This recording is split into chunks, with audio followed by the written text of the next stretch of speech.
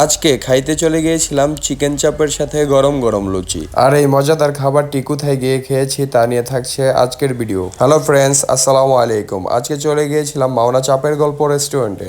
এই রেস্টুরেন্টটি আপনারা পেয়ে যাবেন একে মেমোরিয়াল হসপিটালের একটু আগেই। আর রেস্টুরেন্টটি দিনে যেমন তেমন, রাত্রে অনেক আলোকসজ্জায় আলোকিত থাকে আর ভিতরের পরিবেশটা খুবই মনোরম।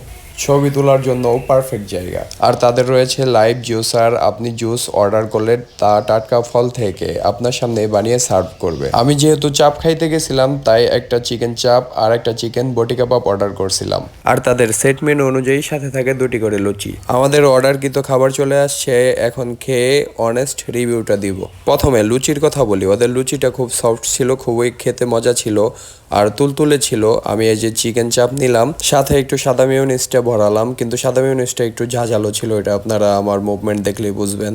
আমার কাছে তাও ভালোই লাগছে, যারা একটু জাজ খাবার পছন্দ করেন তাদের জন্য আরও ভালো লাগবে। এখন আপনাদেরকে খেয়ে দেখাবো চিকেন বটি কাবাবটা। আমার কাছে চিকেন বটি কাবাবটা খাওয়ার পরে একবারে অসাধারণ লাগছে। এটা আমি খাইছিলাম চাটনি দিয়া। এক কথায় ওদের খাবারগুলো খুবই মজাদার ছিল। তো আপনারাও ট্রাই করতে পারেন, আমি সাজেস্ট করব চিকেন বটি কাবাবটা। এদিকে আমি রিভিউ দিতে দিতে আমাদের লিন্তারও অনেক খিদা লেগে গেছে, ওর খাইতে মন চাইতেছে কিন্তু খাইতে পারতেছে না, ক্যামেরা ধরে রাখছিল। এখন সে খাবে, তাই রেখে দিলাম। আল্লাহ হাফেজ।